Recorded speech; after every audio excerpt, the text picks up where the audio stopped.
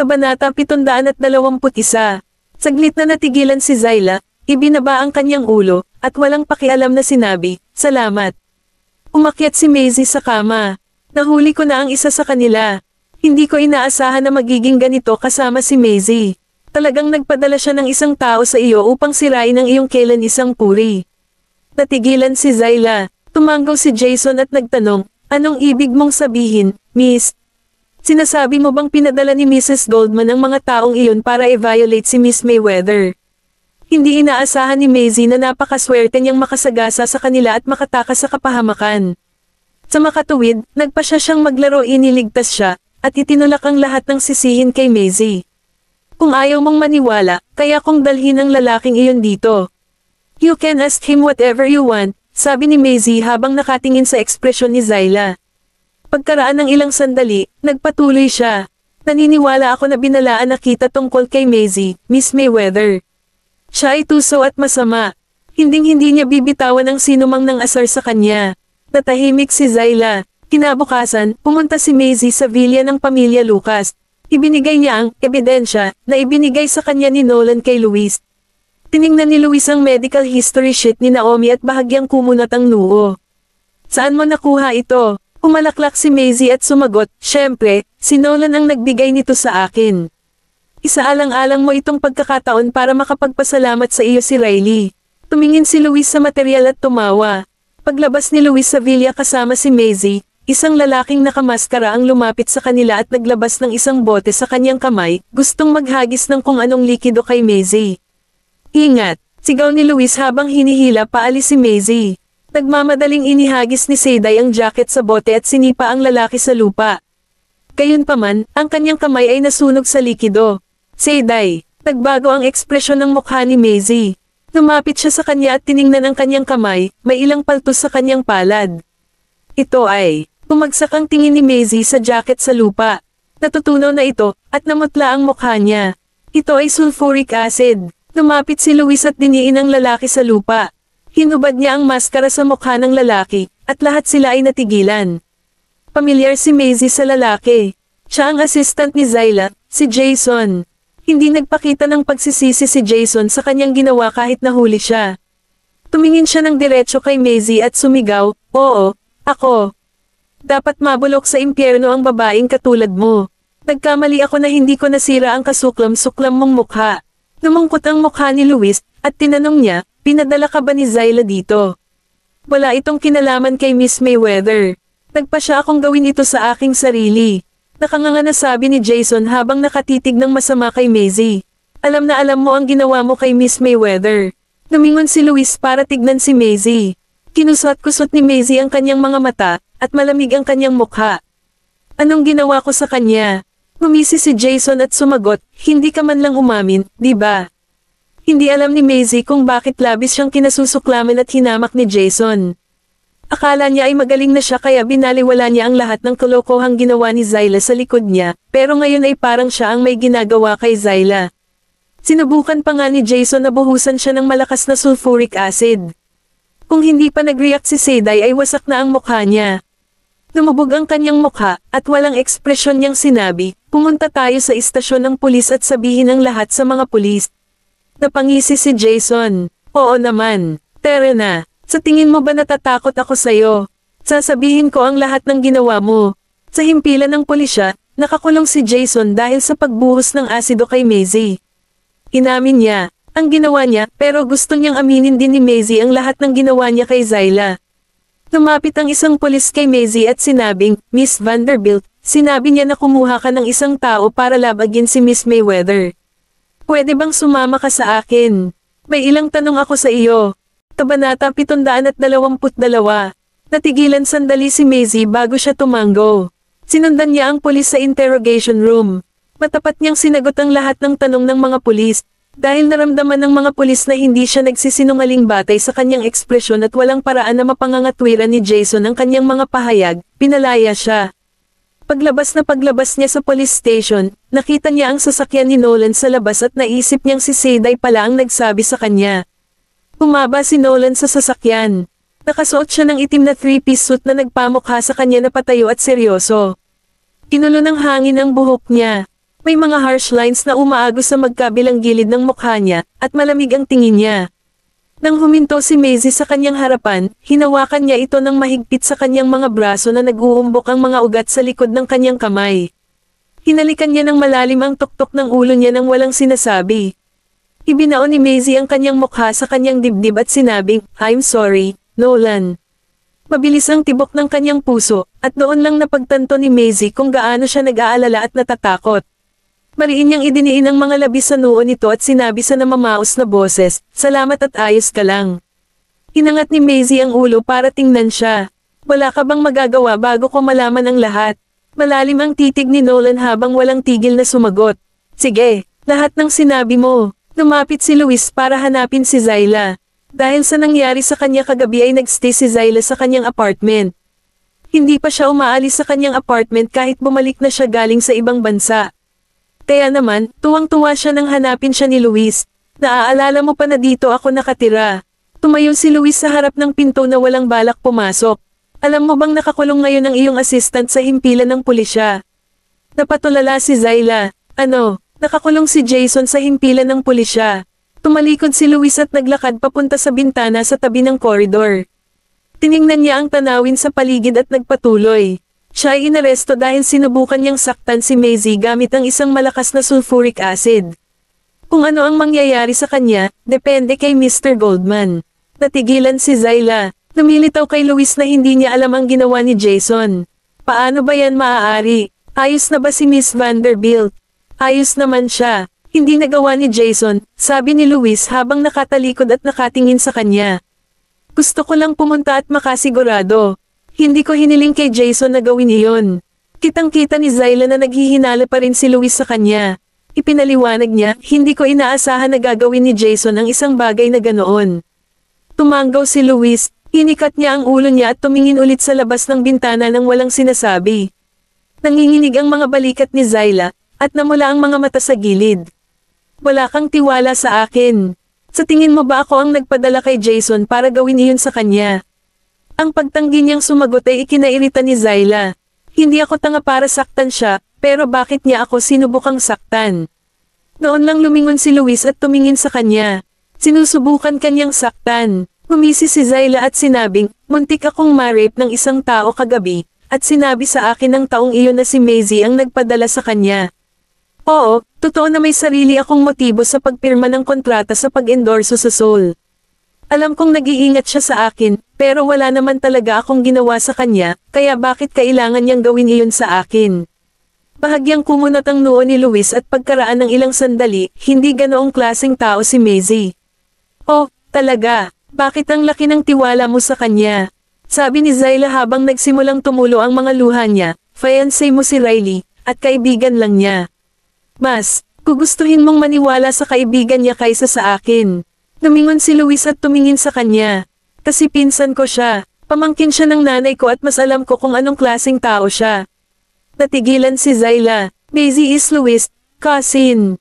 Bago umalis si Luis, sinabi niya, kahit na may gusto siyang gawin sa iyo, hindi siya gagawa ng ganoong bagay. Iminumungkahi ko na ikaw mismo ang magsuri at tingnan kung isa kang paanang pusa. Kabanata 723. Umalis si Luis nang hindi lumilingon. Unti-unting natutuyo ang mga luha sa mukha ni Zyla. Napaatras siya ng isang hakbang at sumandal sa pader habang unti-unti niyang pinapakalma ang sarili. Sa Black Gold, itinulak ni Quincy ang pinto at pumasok sa opisina. Iniabot niya ang isang dokumento kay Nolan at sinabing, "Na-check ko na ang mga surveillance camera sa paligid ng bar na pinuntahan ni Miss Mayweather kagabi. Totoong muntik na siyang halayin ng ilang masasamang tao." Iniskan ni Nolan ang dokumento at itinabi ito. "Puntahan mo sila." Tumanggaw si Quincy. Pagkalabas ni Quincy sa opisina, sumandal si Nolan sa likod ng upuan at hinimas ang kanyang noo. Halos lumundag ang puso niya sa lalamunan sa narinig niya mula kay Seday na may muntik nang magbuhos ng sulfuric acid kay Maisie.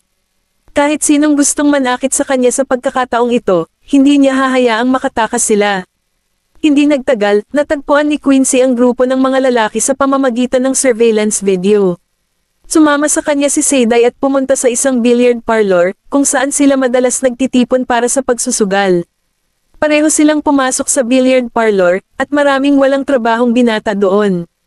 Nang maramdaman nila na sila ay dumating na may masamang intensyon, kinuha nilang lahat ang kanilang mga sandata at nagtanong, "Sino kayo?" Bago pa makapagsalita si Quincy, sinugod na sila ni Seiday.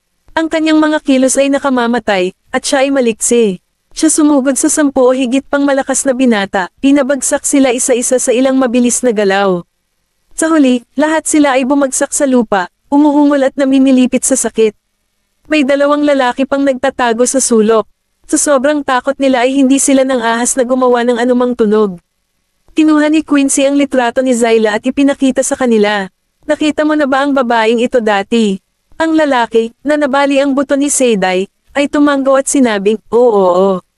Nakita namin siya kahapon." Nagpatuloy si Quincy. "Sino ang nagpadala sa iyo sa kanya?" Ang mga mata ng lalaki ay umikot sa paligid sa kanyang mga socket.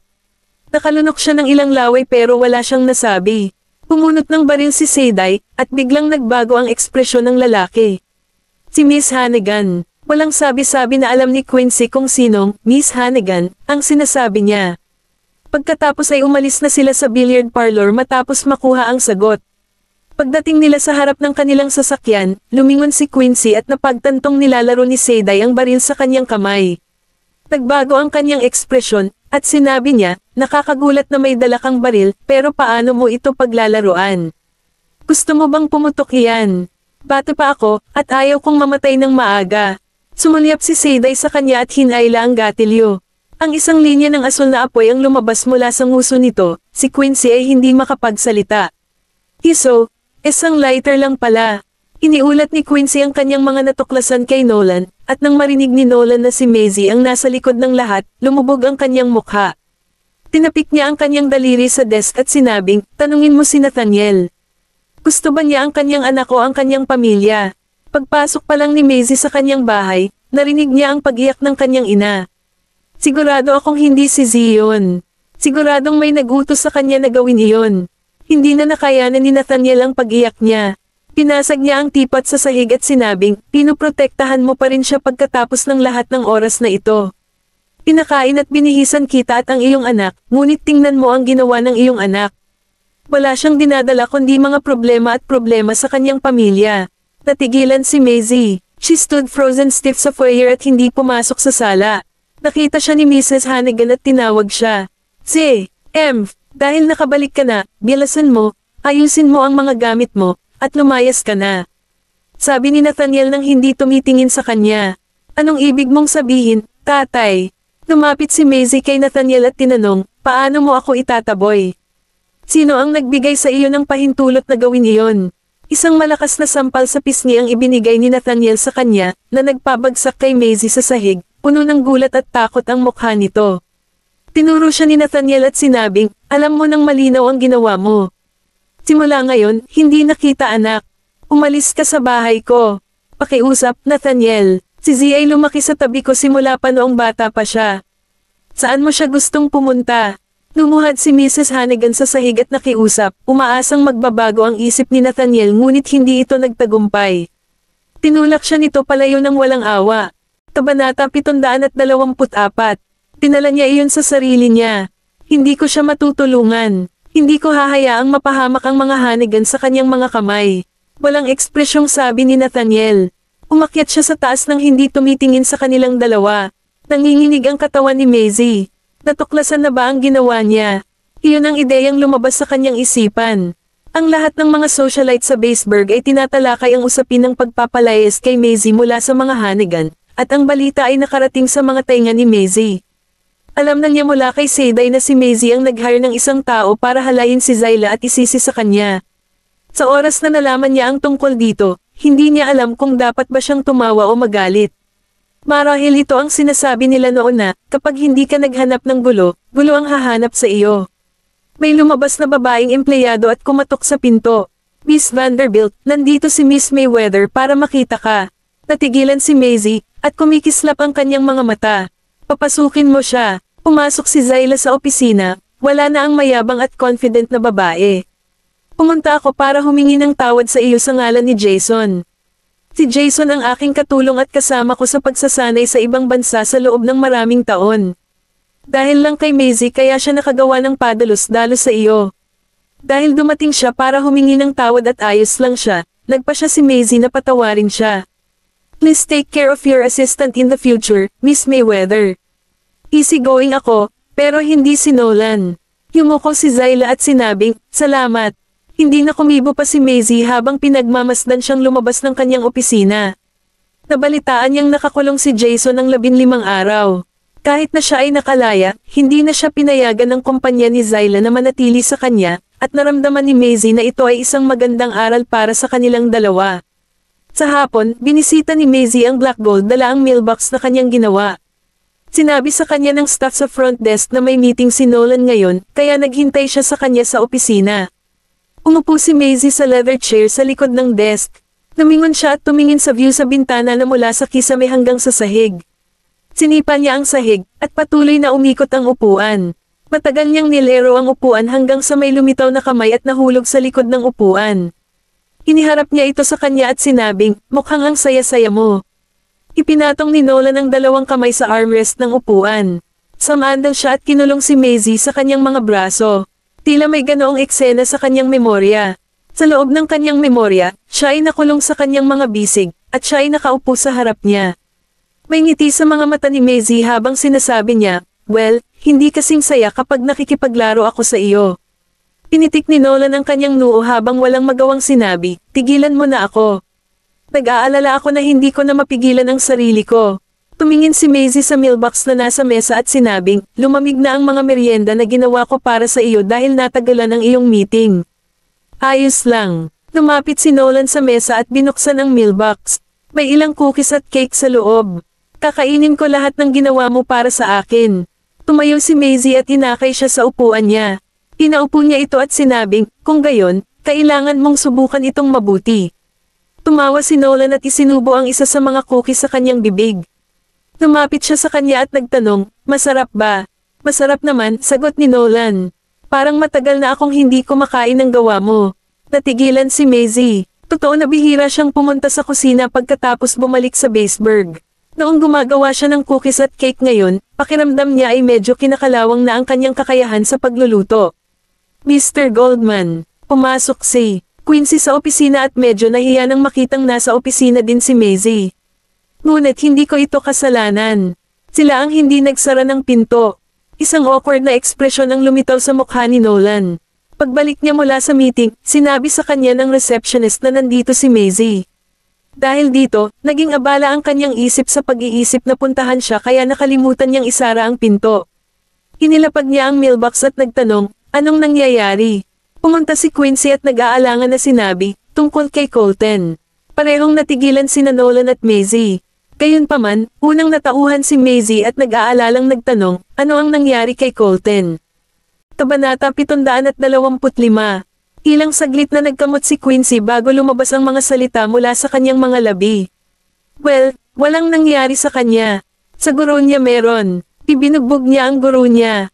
Huminga ng malalim si Maisie at ibinaling ang tingin kay Nolan. Narinig mo ba yon? Anak mo yan. Anong gagawin mo dyan? Tumikim si Nolan at tumango. Oo, kasalanan ko. Paparusahan ko siya mamaya pag uwi natin. Nang makarating sina Maisie at Nolan sa paaralan, sina Colton at Daisy ay pinagagalitan at pinapuna sa opisina ng paaralan. Hindi nasugatan si Colton. Sa halip, narinig nila na ang nasa medyo may edad na guro na nabugbog ay may pasa sa kanyang mukha, at may marka ng kagat sa likod ng kanyang kamay. Nang makita ni Daisy si Maisie, dali-dali itong lumapit sa kanya at nakangusong sinabing, Mommy. Niyakap niya si Daisy at nag-aalalang nagtanong. Maaari mo bang sabihin sa akin kung ano ang nangyari sa inyo ni Colton? Sigurado siyang hindi basta-basta sasaktan ni na Colton at Daisy ang kanilang guro. Dapat may dahilan o hindi pagkakaunawaan. Nang makita ng principal ng paaralan si Nolan, tumayo siya sa kanyang upuan. Mr. Goldman, ano ang nagdala sa iyo dito ngayon? Sumulyap si Nolan kay Colton at sinabing, narinig ko na binugbog ng anak ko ang kanyang guro sa paaralan. Huwag kang mag-alala. Iniimbestigahan na namin ang bagay na ito. Yumuko ang principal ng paaralan kay Nolan habang pinupunasan ng malamig na pawis sa kanyang ulo. Alam niya na ang 2 batang ito ay mga anak ni Nolan. Kung hindi, pinatalsik na niya ang 2 ayon sa gagawin niya noon. Kaya lang wala na siyang magawa dahil tumanggi silang humingi ng tawad sa guro. Lumapit si Nolan kay Colton at tumingin sa kanya. Maaari mo bang sabihin sa akin kung bakit mo sinaktan ang iyong guro? Itinaas ni Colton ang kanyang ulo at itinuwid ang kanyang katawan para lingunin si Nolan at sinabing, binyuli niya ang kapatid ko, kaya binatukan ko siya. Bully. Natigilan si Maisie nang marinig ang sinabi ni Colton, at isang masamang pakiramdam ang bumangon mula sa kanyang tiyan. Isang walang magawang ngiti ang ibinigay sa kanila ng punong guro ng paaralan at sinabing, si Mr. Warner ay isang guro, at walang paraan na ibuli niya ang kanyang estudyante. Sinabi niya sa amin na ito ay isang hindi pagkakaunawaan. Pinagkrus ni Colton ang kanyang mga braso sa harap ng kanyang dibdib at ibinaling ang kanyang mukha. Tinawag niya si Daisy sa kanyang opisina mag-isa. Sinabi niya na bibigyan niya siya ng dagdag na aralin sa kanyang takdang aralin, ngunit hinahawakan niya siya kahit saan. Nakita ko ang lahat ng ito ng sarili kong mga mata. Nag-iba ang ekspresyon ng school principal. Masisira ang reputasyon ng paaralan kung may lumabas na ganyan. Tumingin siya ng mabuti kay Nolan. Gaya nga ng inaasahan niya, madilim ang mukha ni Nolan. Pagkatapos ay nagutos siya sa isang mahigpit na boses, puntahan mo si Mr. Warner. How dare that old bastard does that kind of thing to my daughter? May death wish ba siya? Walang ibang pagpipilian ng punong guro ng paaralan kundi gawin ang utos ni Nolan. Kung tutusin, kung hindi nasisiyahan si Nolan sa paraan ng paghawak niya sa bagay na iyon, malaki ang posibilidad na tanggalin niya ang kanyang titulo bilang punong guro ng paaralan. Bukod pa rito, si Daisy ay dating child star at nakastar sa ilang palabas sa TV kasama si Helios. Kahit na inalis niya ang sarili sa entertainment industry para tumuon sa kanyang pag-aaral at hindi na siya lumalabas sa anumang palabas sa TV hanggang sa siya ay 18, marami pa rin siyang tagahanga. Sa sandaling lumabas ang usapin, ito ay magiging isang kapahamakan para sa paaralan. Sa makatuwid, nagpadala siya ng isang tao upang dalhin si Hunter sa opisina. Kinagamot ni Hunter ang kanyang sugat sa infirmary nang hanapin siya. Habang papunta na sila sa opisina ng paaralan, sinaway niya si Daisy sa sobrang pagkagat nito sa kanya at nanumpa na tuturuan niya ng leksyon ng dalawang bata. Pagpasok niya sa opisina, nakilala siya ni Maisie sa unang tingin. Napansin ni Nolan ang pagbabago ng kanyang ekspresyon at malamig na tumingin kay Hunter. Si Hunter ay kamag-anak ng principal ng paaralan. Kaya naman, tiwala siyang walang mangyayari sa kanya. Kahit tumawag ang mga bata sa kanilang mga magulang, kaya niya silang hawakan at ayusin ang usapin sa labas ng korte. Kung tutusin, sa kanyang opinyon, sila ay mga bata lamang, at wala silang magagawa sa kanya. Gayunpaman, natigilan siya sa kahangahangang aura ni Nolan. Kung tutusin sa kanyang kasuotan at sa vibe na nararamdaman niya mula sa kanya, tila sa kanya ay mula sa isang piling pamilya ang lalaking nauna sa kanya. Pagkatapos, nang masalubong niya ang mapanglo na tingin ni Maisie, biglang nagbago ang ekspresyon nito, at nagmamadaling umiwas ng tingin. Kabanata 726. Si Nolan ay mukhang walang ekspresyon, ngunit ang emosyonal na kaguluhan na lumulubog sa ilalim ng kanyang mga mata ay mukhang mabagsik at borderline na nakamamatay. Hinawakan mo ba ang aking anak? Hindi ko ginawa. Ang lahat ng ito ay isang hindi pagkakaunawaan, sir. Gusto ko lang bigyan ng extra lesson si Daisy. Kaya lang medyo extreme itong babaeng ito. Sinubukan ni Hunter na ipagtanggol ang sarili. Ang mga mata ni Nolan ay mukhang malungkot, at patuloy siyang nakatitig kay Hunter nang walang kahit isang salita, ngunit sapat na iyon upang magpadala ng panginginig sa gulugad ni Hunter. Malamig na napangiti si Colton. Malinaw na binubuli mo si Daisy. Kinalma ni Hunter ang sarili sa kaibuturan. Colton, ang sinasabi mo ay sinisiraan ako ng iyong guro. Matapos subukan ni Hunter ang kanyang makakaya upang ipagtanggol ang kanyang sarili at itama ang kanyang mga aksyon, si Maisie, na tahimik, ay casual na tumawa. Sa palagay ko hindi ito isang hindi pagkakaunawaan. Sinubukan ni Hunter ang kanyang makakaya upang takpan ang kanyang sarili. Madam, dapat kaya mong maglagay ng ebidensya kapag may sinabi kang ganyan. Hindi naman sa wala akong ebidensya. Hindi ba't nakilala kita sa likod ng hardin noong isang araw sa pagpupulong ng mga magulang at guro? Sinadya ni Maisie na binanggit ang insidenteng naganap sa likod ng hardin, at napahiya itong si Hunter dahil kanina pa niya gustong hindi siya makilala. Siya ay walang awa. Sinabi ng batang iyon ang lahat ng malakas noong araw na iyon. Isa kang guro ng paaralang ito, at hindi ko na kailangang ipaalala sa iyo kung ano ang ginawa mo noong araw na iyon, hindi ba? Tinitigan ng principal si Hunter. Anong kalokohan ang ginawa mo? Maling inaakusahan ako. Hindi pinansin ni Nolan ang lahat ng mga argumento, lumakad papunta sa sopa, hinubad ang kanyang suit, at umupo. Ang aking anak na babae ay napinsala sa paaralang ito, at hindi ko hahayaang mag-slide ito. Walang sino man ang maaaring maglagay ng alinman sa kanilang mga daliri sa aking anak na babae. Lumapit ang punong guro kay Nolan na may mga butil ng malamig na pawis na umaagos sa kanyang noo at yumuko. Huwag kang mag-alala, Mr. Goldman. Talagang aalamin ko ang pangyayaring ito. Itinaas ni Nolan ang kanyang mga talukap at bahagyang itinaas ang kanyang tingin. Maaari ba kitang pagkatiwalaan yan? Natigilan ang principal sa isang segundo at nanumpa. Oo, Mr. Goldman. Mangyaring iwanan ito sa akin. Ang pinakamasamang kahihinatnan ay ang pagsuspine kay Hunter at pauwiin sa isang tiyak na panahon upang hindi siya mapansin ng ilang sandali. Gagawin ko ang lahat basta't masugpo ang mga iskandalo na ito. Mas tumindi at nakakatakot ang titig ni Nolan, na sinusuri siya mula ulo hanggang paa. Ang punong guro ay halos mabaigo upang panatilihin ang kanyang sarili at iyon ay nang lumitaw si Joe sa labas ng pinto. Tumango muna siya kay Maisie at saka sinabi sa principal, maaari akong magpatotoo para sa mga bata. Nagulat ang principal. Joe, ikaw? Nang si Joe ay lumapit sa principal at may sinabi sa kanyang tainga, ang ekspresyon ng principal ay lalong nataranta. Sinaman ng tingin ni Hunter si Joe. Anong ibig mong sabihin? Ano bang nagawa ko para masaktan ka at ginagawa mo ito sa akin? Lumingon sa kanya si Joe. Magugulat ka sa dami ng taong nasaktan mo sa nakaraan, Mr. Warner. Nawala nang masabi si Hunter. Pagkatapos ay sinulyapan niya ang madilim na punong guro at nag-aalalang bumulalas, Sir, kailangan mong maniwala sa akin. Pinandilatan ng punong guro si Joe, at nakangiting pinaalalahanan siya ng huli. Walang pananagutan ng paaralan sa pangyayaring ito. Sa tingin ko kailangan mong maunawaan iyon.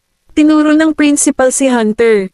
Anak ka ng bitch. How dare you commit such a shameless act na maglalagay sa panganib at reputasyon ng paaralan.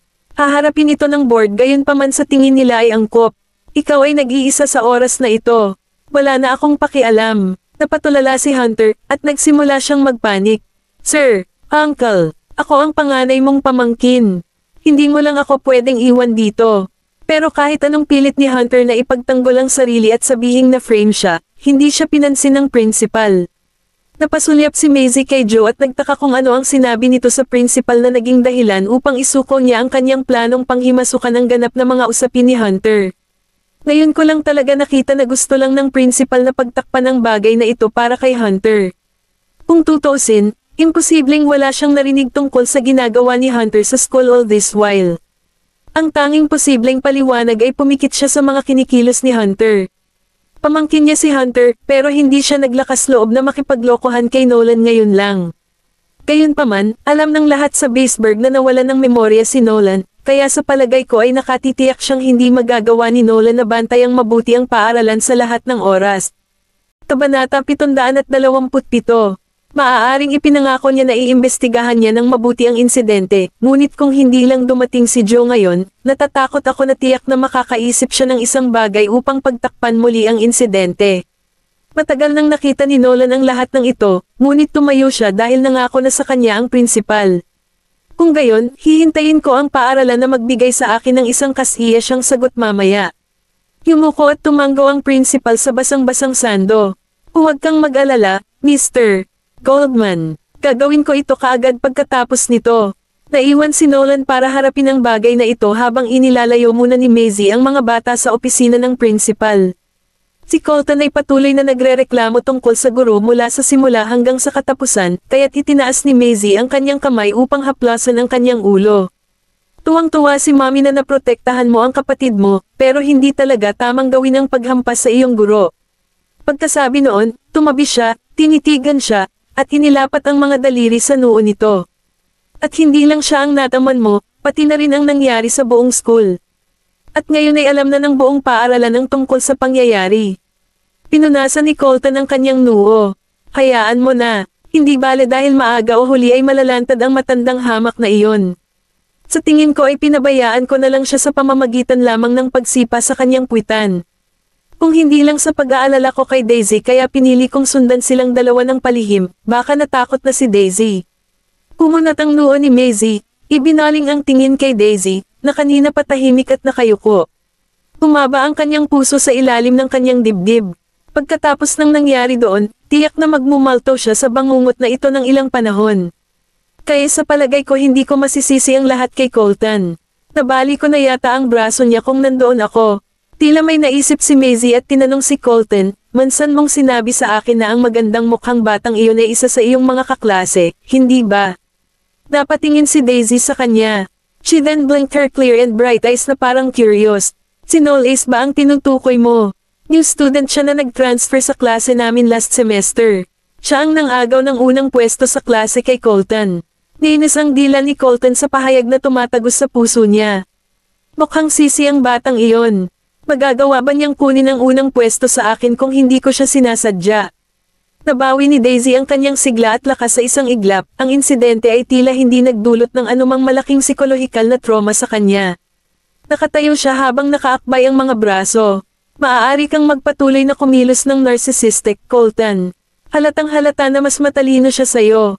Tinakpan ni Maisie ang kanyang noo gamit ang kanyang palad nang magsimulang muli ang pagtatalo ng dalawang Rugrat. Bumalik si Nolan sa sasakyan matapos ayusin ang lahat sa opisina ng principal. Nakaupo na si Maisie sa sasakyan at naghihintay sa kanya. Lumingon siya at nagtanong kaagad nang makapasok siya sa kotse, "Naayos na ba ang lahat?" Tumanggaw siya at ibinaba ang bintana ng sasakyan sa kalahati. "Malaki ang naitulong ng kaibigan mo. Close ba kayo sa isa't isa?" Napatulala si Maisie at natahimik ng ilang segundo. Tapos humagalpak siya ng tawa. "Bakit ka nagtatanong? Nagseselos ka ba?" Bahagyang damilat si Nolan. Ipinatong niya ang kanyang baba sa kanyang balikat. "Magkaklase kami nila Joe at Riley, noong high school. Besties kaming tatlo dati." Bahagyang kinurot ni Nolan ang kanyang baba. "Kaano kayo naging close?" Tiyakap siya ni Maisie. "Nagkalapit lang kami noon para magkaparehas ng shorts." Muli siyang tumingin sa kanya, kumunat ang noo, at binawi ang kamay pagkaraan ng ilang sandali. "Mabuti kung may mga babaeng besties, ngunit hindi lalaki." Tumawa siya at sinabing, "Dapat kong bigyan ng higit na diin ang mundo." Hinawakan siya ni Nolan sa kanyang mga braso at walang magawang ngumiti. "Bakit hindi kita nakilala ng maaga?" Nagtaas ng kilay si Maisie. "Gusto mo bang maging bestie kong lalaki na makakasama ko sa parehong pares ng shorts?" Hinalikan siya nito sa kanyang templo. Gusto ko lang maging isang taong makaksama mo sa pagtulog." Kinabukasan, ang paaralan ay gumawa ng isang pahayag na tatanggalin nila si Hunter, at ang board ay hindi na muling kukuha kay Hunter. Inilabas din ng pahayag ang maling pag-uugali ni Hunter at pinuna siya sa hindi pagiging huwaran para sa kanyang mga estudyante. Pinilit ni Joe ang principal na ikompromiso at iwanan ang kanyang pamangkin dahil pinagbantaan siya ni Joe sa pamamagitan ng board of directors. Inirekomenda ng lupo ng mga direktor si Joe sa paaralan. Bagamat isa lamang siyang English teacher, mayroon pa rin siyang degree sa forensic science and medicine. Not to mention na may connections siya sa ilan sa mga higher-ups kaya kinailangang isuko ng principal ang ideyang panatilihin ang kanyang pamangkin sa paaralan. Kabanata 728. Medyo nagulat si Riley nang mabalitaan niyang huminto na sa pag-practice ng medisina si Joe at naging English teacher na siya. Talagang binago niya ang kanyang career path. Tinalikot ni Maisie ang panulat sa kanyang kamay. "Kamakailan ko lang nalaman." Sumandal si Riley sa likod ng couch, "Matagal na rin simula noong huli kong makontak si Joe. Bakit hindi tayo mag-ayos ng date at oras para magsama tayong tatlo balang araw?" Napatingin si Maisie sa kanya. "Kung ganoon ay kailangan pa rin muna nating lutisin ang issue mo. Hindi mo ba nabanggit na nakahanap na ng bagong ebidensya si Luis?" Speaking of this, dinampot ni Riley ang unan at niyakap ito sa kanyang mga braso. "Oo, may nahanap siya." Ipinatong ni Maisie ang kanyang kamay sa kanyang baba at nagpakawala ng isang mahinang ngiti. "Kung gayon, kailangan mong ipakita sa kanya ang iyong pagpapahalaga. Nandyan siya na tumatakbo at nag-iimbestiga sa maliliit na bagay para lang sa iyo. Kaya sa totoo lang, hindi ako maniniwala sa sino mang magsasabi na wala siyang nararamdaman para sa iyo." Parang kakaiba ang ekspresyon ni Riley. "May nararamdaman ba siya sa akin? Joke ba yon? Bakit naman ako nagustuhan ni Luis? Tinutulungan niya ako bilang fiancé ko." Ngumiti si Maisie at walang sinabi. Wala pang naging boyfriend si Riley, so ang bagal niya talaga pagdating sa romantikong relasyon. Kung hindi, sila ni Joe ay matagal nang magkasama. Si Joe ay may isang bagay para sa kanya noong high school, at kahit ako, isang tagalabas, ay alam ang kanyang nararamdaman para sa kanya. Gayunpaman, palaging itinuturing siya ni Riley bilang kanyang lalaking bestie at hindi niya ito napagtanto. Napatitig si Riley sa screen ng cellphone niya at may nakita siyang pop-up. Banal na shit, ang grupo ay naglabas ng napakalaking bomba. At ano yan? Ang anak na babae ng mga Hannigan ay ganap na natapos ang lahat ng mga posibilidad na patuloy niyang tinatamasa dito sa Baseburg sa pagkakataong ito. Siya ay ganap na pinagbawalan sa buong Baseburg at malamang na hindi na makakapagpatuloy na manatili sa lungsod. Oo naman, hindi maganda ang magiging wakas para sa sinumang babae na nakatutok sa iyong asawa. Bahagyang kumaibat ang sulok ng labi ni Maisie. Mukhang tama ang pahayag. Nakabangga namin sina Willow at Rowena bago ito. At ngayon ay nakita namin ang aming sarili na nakikipag-usap kay Maisie, isa pang binibini na sobrang puno ng sarili. At sa katunayan, walang natapos na mabuti para sa alinman sa kanila. Ang katotohanan na si Maisie ay pinagbawalan ay palaging nasa loob ng aking inaasahan. Narating niya ang kinalalagyan niya ngayon dahil lang sa sarili niyang gawain. Siya ay isang napaka-ambisyosong babae, ngunit wala siyang utak upang i-back up ang kanyang mga bola. Kahit na wala siyang ginawa kay Nolan, sinubukan niyang kaladkarin si Zyla pababa mula sa kinaroroonan niya sa pamamagitan ng pagsisikap na sirain ang kanyang reputasyon. Natural lang na gumanti si Zyla sa kanya. Nagpunta si Maisie sa ospital upang bisitahin si Kennedy sa hapong iyon. Itinutulak niya ang pinto para makapasok sa ward nang makita niya si Samantha sa silid bilang karagdagan kay Kennedy. Umupo si Samantha sa upuan sa tabi ng kama, at biglang natapos ang pag-uusap ng dalawa nang biglang sumulpat si Maisie sa pintuan. Natigilan si Kennedy ng ilang segundo at saka siya tinanggap ng nakangiti. Bakit ka nandito? Lumapit si Maisie sa gilid ng kama. Libre ako ngayon. Nag-alala ako na baka mainip ka sa ospital, kaya pumunta ako para makasama ka, pero hindi ko talaga akalain na makikita ko si Auntie Samantha dito. Kahit na umalis na si Samantha sa Boucher, matikas at maamo pa rin siya gaya ng dati. Dahan-dahan siyang tumayo at nagpaliwanag, ang pinsala ni Mr. Fannin ay halos ganap na gumaling, at siya ay lalabas sa ospital bukas, kaya bumisita ako sa kanya sa huling pagkakataon ngayon. Tumingin si Maisie kay Kennedy at nagbigay ng buntis ng ngiti. Tito Kennedy, si Auntie Samantha ang iyong tagapagligtas ng buhay. Kaya hindi dapat maging problema na yayain mo siyang kumain pagkatapos mong ma-discharge sa ospital, di ba? Tumanggaw si Kennedy, sang-ayon sa pahayag ni Maisie, habang si Samantha ay nagpakawala ng walang magawang tawa. Hindi mo naman kailangang dumaan sa lahat ng problemang iyan para lang mabigyan ako ng pagkain, di ba? Napatingin si Maisie sa kanya. Paano ang gulo? Kung hindi dahil sa iyo, baka hindi natakasan ni Uncle Kennedy ang sakuna mula noong gabing iyon na may lamang sugat sa laman. At saka, binanggit lang ni Uncle Kennedy na kailangan niya ng pagkakataon para ipakita sa iyo ang kanyang pagpapahalaga. Pagkasabi nun ay ngumiti si Maisie kay Kennedy. Tama ba ako, Tio Kennedy? Nakikita ni Kennedy na may lihim na motibo si Maisie nang ipahiwatig nito sa kanya na yayain si Samantha na kumain, ngunit hindi ito tumanggi dahil si Samantha ang kanyang tagapagligtas. Kabanata 729. Ito ay isang maulan na araw sa susunod na araw. Ang malamig na simoy ng taglagas ay hamihip sa mga bintana ng sasakyan habang ang mga patak ng ulan ay bumabagsak sa mahamog na mga bintana na nagpapalabo sa tanawin sa labas ng kotse.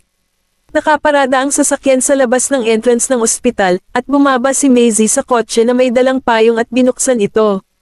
Tito Kennedy, pasensya na kung aabalahin kita para sunduin ako kahit maulan. Kinuha ni Kennedy ang payong sa kamay ni Maisie. Hindi ito big deal. Napatingin si Maisie sa kanyang relo. Nagpareserba na ako ng isang pribadong silid sa isang restaurant ng maaga para sa iyo, at dapat na dumating si Auntie Samantha sa restaurant. Tumanggaw si Kennedy at sumakay sa kotse kasama ang payong. Nang makarating sila sa restaurant, dinala sila ng waiter sa private room at pinagbuksan sila ng pinto. Nakaupo na si Samantha at naghihintay sa kanila. Humakbang si Maisie. Tita Samantha, pasensya na kung pinaghintay ka namin ng napakatagal na panahon. Dahan-daang tumayo si Samantha at nakangiting sumagot, madulas ang kalsada kapag tag-ulan, kaya mas mabuting maging ligtas kaysa mag-sorry. Hinintay ni Maisie si Samantha na maupo kasama si Kennedy, pagkatapos ay piniling umupo sa tabi ni Samantha. Tito Kennedy, ikaw na ang magbabayad ng pagkain ngayon. Hindi ba dapat tanungin mo si Auntie Samantha kung ano ang gusto niyang kainin? Lumingon si Kennedy at tumingin kay Samantha habang nakangiti ang huli. Hindi naman ako masyadong mapili pagdating sa pagkain. Okay lang ako sa kahit ano.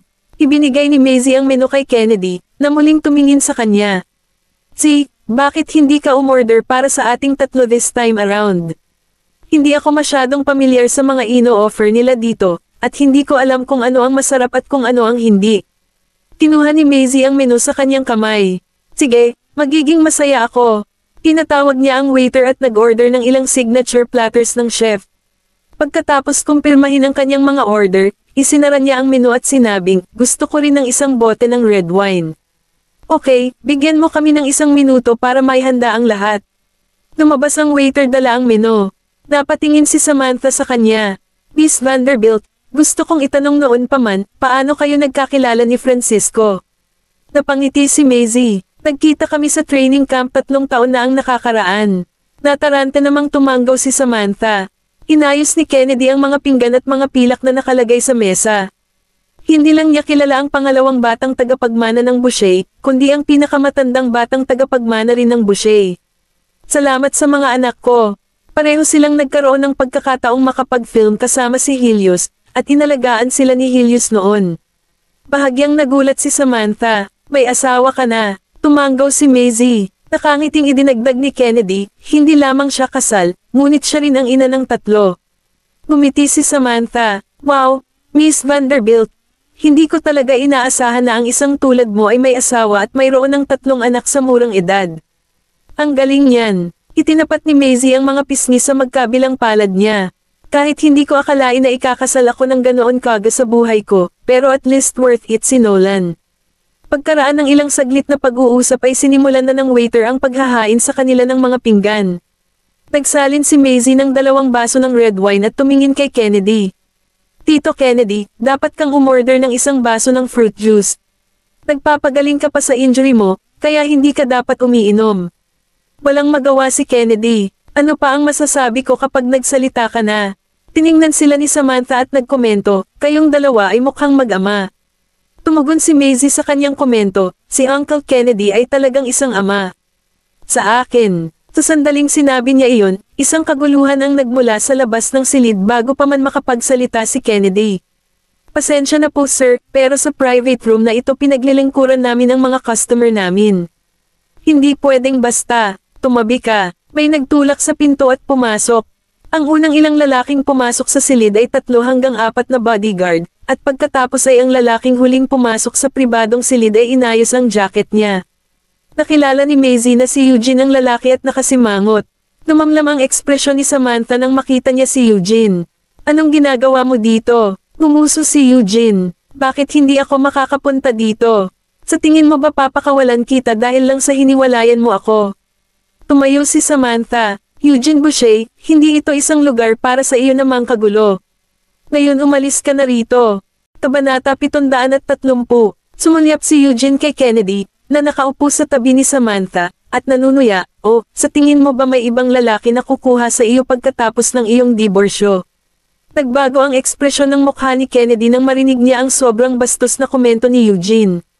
Mr. Boucher, kahit na si Miss Green ay iyong dating asawa, ang pang-iinsulto sa kanya ay talagang hindi isang bagay na dapat gawin ng isang lalaki. Ito ba ang pagpapalaki ng mga Boucher? Ang mapang-uyam na panunuya ay ikinagalit ni Eugene. Sino ka lang sa tingin mo? How dare you judge me kapag andito ako? Alam na alam ni Samantha ang init ng ulo ni Eugene at nag-aalala siya na talagang gagawa siya ng move kay Kennedy. Eugene Boucher, kung ang layunin mong gawin dito ay gumawa ng kaguluhan, pagkatapos ay umalis ka rito at gawin ito sa ibang lugar. Nagsisimula ka na bang ipagtanggol siya? Hindi man lang sumuko si Eugene. Lumapit siya kay Kennedy at hinawakan siya sa laylayan ng kwelyo niya. Kung gusto mong manindigan para sa babaeng ito, kailangan mo munang makita kung gaano ka kaya. Diretsyong tinitigan siya ni Kennedy gamit ang hindi natitinag niyang tingin. Kaya sinasabi mo ba na makikipagpisikal ka sa akin ngayon, Mr. Boucher? Namutla ang pisngi ni Samantha nang medyo nababalisa. Si Eugene ay sumali sa hukbo bago ito. Ilang taon na siyang nagsanay gamit ang puwersa, at iyon ay nagambag sa kanyang matipunong tangkad. Nakita niya itong binugbog ang isang bodyguard at binigyan siya ng ilang bali ng buto, at ito ay isang kakilakilabot na tanawin sa kanya hanggang ngayon. Hindi pa fully recovered si Mr. Fanan. Imposibleng makayanan niya ang pananakit ni Eugene kung magkaaway sila. Humakbang si Samantha at hinayla si Eugene. Bitawan mo siya. Anong gusto mo? Hinampis ni Eugene ang braso niya at tinulak siya palayo. Nawala ng balanse si Samantha at bumalik sa upuan. Tumayo si Maisie sa kanyang upuan at inalalayan siya, ngunit pinalibutan sila ng 4 na bodyguard. Nanatiling kalmado si Maisie sa buong proseso. Alam niyang hindi siya makakakilos ng padalos-dalos kapag wala si Seyday. Hinawakan ni Kennedy ang kwelyo ni Eugene gamit ang kanyang kamay. Matatawag mo pa ba ang iyong sarili na isang lalaki kapag ginawa mo ang isang bagay sa isang babae? Nanunuya si Eugene, pilit na inalis ang kamay ni Kennedy sa kanyang kwelyo, at pinatag ang mga tupi na makikita sa kwelyo. Ang ginagawa ko sa dati kong asawa ay wala sa iyo. Ang tanging tao na dapat mong alalahanin sa sandaling ito ay ang iyong sarili. Inutusan ni Eugene ang kanyang mga bodyguard na kumilos kay Kennedy, at ang mga bodyguard ay humakbang at sinunggaban siya. Sumugod si Samantha, itinulak sila, huminto sa harap ni Kennedy, at pinandilatan si Eugene. Nawala ka na ba sa isip mo? Hindi mo iginagalang ang buhay ng isang inosenteng tao. Ikinagalit ni Eugene ang ikinilos ni Samantha kaya humakbang ito, iniunat ang kamay, at hinawakan ang buhok nito, pinilit itong humarap sa kanya. Bitch, you can't wait to find yourself another man as soon as you got the divorce that you asked for. Bakit hindi ko alam na slut ka pala? Ang mga nakakahiyang salita ay humiwas sa puso ni Samantha. Gayunpaman, naging manhid na siya sa kanyang emosyonal na pang-aabuso. Ang tanging magagawa niya ay lingunin ang kanyang kabataan at tumawa kung paano siya nahulog sa ganoong lalaki at pakasalan ito sa unang pagkakataon. Ang dumi pa rin ang iniisip mo. Pero hayaan mo akong ipaalala sa iyo na ang nangyayari sa pagitan namin ng ibang mga lalaki ay wala sa iyong negosyo mula noong araw na opisyal na tayong naghiwalay. Itinaas ni Eugene ang kanyang braso, at napapikit si Samantha. Anyway, hindi ito ang unang pagkakataon. Ama, sigaw ni Francisco nang sumulpat sila ni Helios sa labas ng pinto. Natigilan si Maisie. Nang makita si Helios, nagpadala nga ako ng text kay Francisco na nagpapalam sa kanya tungkol sa pagkain na ito, ngunit hindi ko inaasahan si Helios na nandito rin. Pinitawan ni Eugene si Samantha at kumunat ang noo. Bakit ka nandito? Lumapit sa kanya si Francisco at huminto sa kanyang harapan. Talaga bang sasaktan mo si nanay kung hindi kami dumating sa oras? Sinulyapan ni Eugene ang anak at saka inilipat ang tingin kay Helios. Helios, hindi ito isang bagay na dapat mong panghimasukan. Ayoko. Kaya lang, nakalimutan mo na ba ang pangakong binitiwan mo sa harap ni Lolo? Nagbago ang ekspresyon ni Eugene. Halatang iniisip niya ang sinabi sa kanya ng kanyang ama noon. Lumapit si Francisco sa kanyang ina at sinabi sa kanya, hindi ba sinabi ko na sa iyo na dahil hiwalay na kayo ni nanay, hindi mo dapat siya puntahan at pahirapan ang kanyang buhay.